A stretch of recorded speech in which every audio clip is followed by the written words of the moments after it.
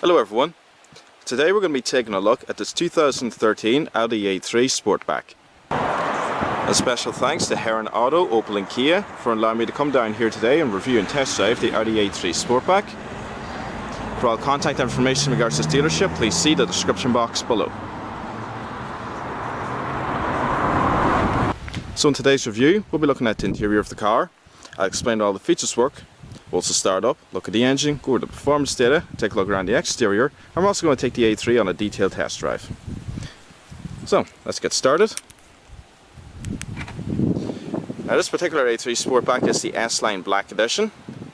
It looks really nice from the outside. We'll actually just take a look at the outside first. It has a xenon projector headlamps with LED running daylights. And you also get the blacked out front grille as part of the Black Edition.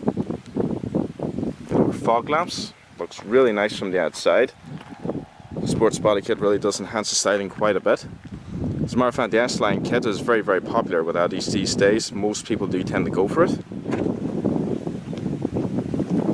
It's also got these lovely 18-inch 5-spoke alloy wheels with front ventilated steel disc brakes with solid discs in the rear.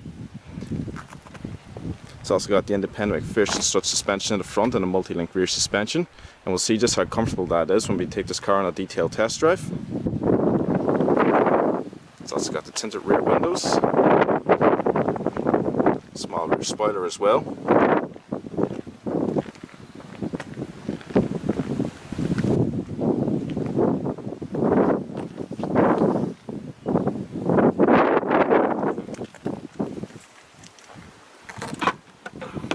And the boot space in the A3 is very good. As you can see, I got my filming equipment in here and there's still a lot of room left over. It's got 380 litres of room altogether. And the folded rear seats, just pull the handle here and they fold in a split 60-40. Unfortunately with the A3 the seats don't go down completely flat and they do leave quite a ledge behind, so you know, shoving large items towards the back seat area could be a little tricky. The overall length for the A3 is 169.7 inches, which is 2.9 inches longer than the 3-door hatch. It also has a width of 70.3 inches and a height of 55.9 inches, and the total wheelbase is 103.8 inches. So let's go and check out the interior.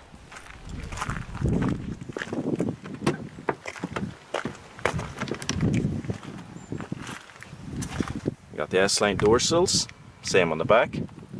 Half leather, half suede manual adjusting seats. And on the door panel you got a bit more suede here. Your 4 electric windows as well as heated exterior mirrors and your lock and unlock. This car has also been fitted with the Bose sound system as well. Very good sound quality from it.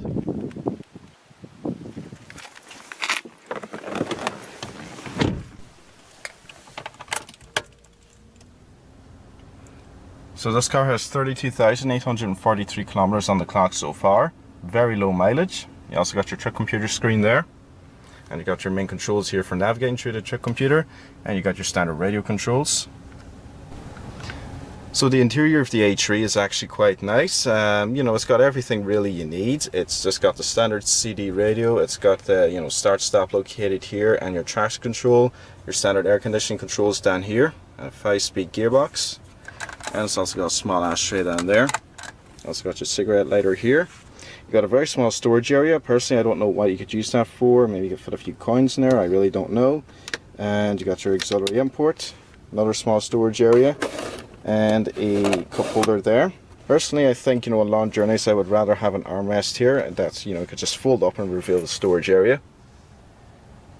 It's quite a nice interior, so it is, I guess. I suppose when you compare it to other modern day hatchbacks like the Ford Focus or the Kia Ceed, yeah, I suppose you can already describe it as just being a little on the bland side. I mean, when I compare this to the Kia Ceed and the Focus, I find that they have probably a bit more styling effort put in. But this here, it just it looks like the inside of a Golf or a Polo, so it does. But I suppose I'm not going to knock it too much. I mean, everything is simple and functional the way it should be. I suppose it does have these very nice air vents. Got these very nice high quality aluminium finish with these little ridges here. Same as you would find in some of the older TTs. It's a nice little design. And then the glove box itself, decent in size, nicely padded. And the seats are very comfy as well. Very nice to sit in. So coming around to the back seat area, again got the S-line door sills located just down there. So room in the back of the H3 Sportback is quite good. I mean, I have the seat in my driving position. I still got a decent amount of leg room, primarily because, as you can see, there's cutouts here for your legs. And the headroom is actually very good as well. It's actually quite a spacious car. Doesn't have a center armrest, which, you know, I suppose could be a nuisance for some passengers on long-distance journeys. But yeah, you know, it's a simple, functional, you know, family hatchback. I mean, there are a lot of options you can get for Audis these days, so you put a few grand of options in here and you'd have quite a luxury hatchback.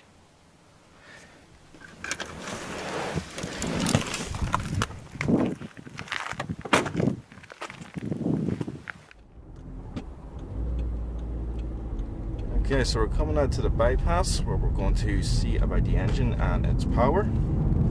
Full down in second gear, and the turbo kicks in at a little over 2,000 RPM. We're up to 80 kilometers an hour in third gear, so it accelerates quickly.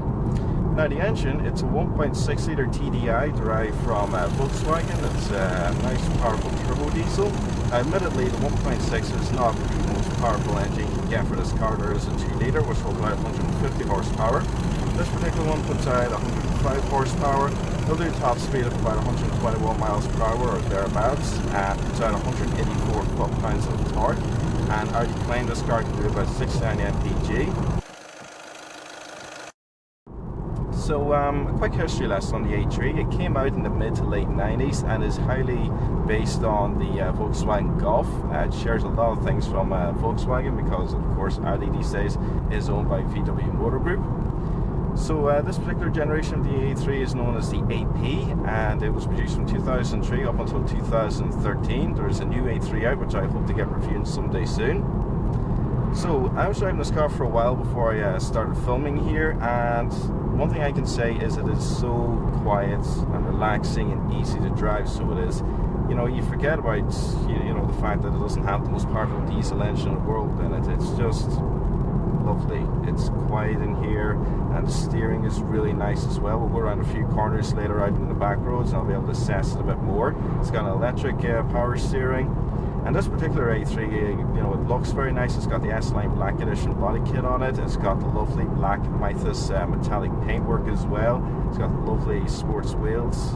You know, it's a very good looking car, so it is. Now there are quite a few different, you know, variants of the A3. There's this 5-door Sportback. You have a 3-door Sporty hatchback. There's a 4-door saloon, and there is also a convertible. So we're going to head out into the other half of the bypass. We'll assess the power once more, and then we're going to take it into the back roads. Okay, so we're going to see about this power once more. In third gear this time. Straighten up and foot down. So there's the turbo. And it accelerates quickly enough, so it does. Really not too bad on power. One thing I do notice about this car is most diesels do tend to have quite heavy clutches, you know, some heavier than others. The A3 doesn't have a heavy clutch. It's actually every bit as light as that of a petrol car. You know, it's just a joy to use. I mean, I can go through these gears, no problem at all. It's a very nice clutch, so it is. Not too heavy. Fourth gear now, accelerating. The car is really, really good, so it is. I can only imagine how the 2 litre would feel. Now, of course, like all Audis, you can have a ton of different options on these things. You can choose to have it as front or 4-wheel drive. This particular one, of course, is only a front-wheel drive. You know, as far as options go, the last owner ordered this car with the Bose sound system, which is really, really nice.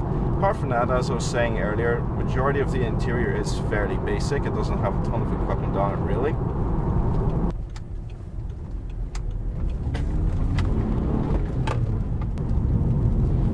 Okay, so we've just entered the back roads of La Hesque, and there's coming up now the usual hard left turn, and we'll just see how good the handling is.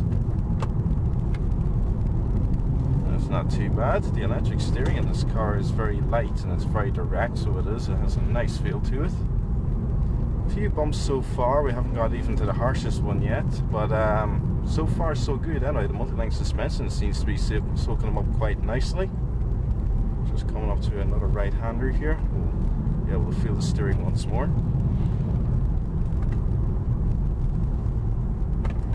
And you see there's not too much body roll either. It's, you know, it handles the corners very, very nicely.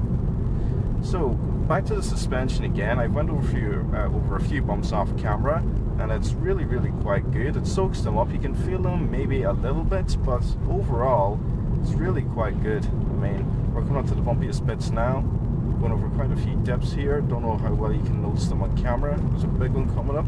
Oh yeah, and the A3, you know, it soaks them up very, very well, so I'm very happy about that. And it just takes all these corners so nicely. Just very nice feedback from the steering. As I was saying, there's not a whole lot of body roll. It's really, really quite a nice car to drive this. Okay, so we're nearing the end of the review. So I'm just going to sum up the A3 now before I bring it back to the dealership.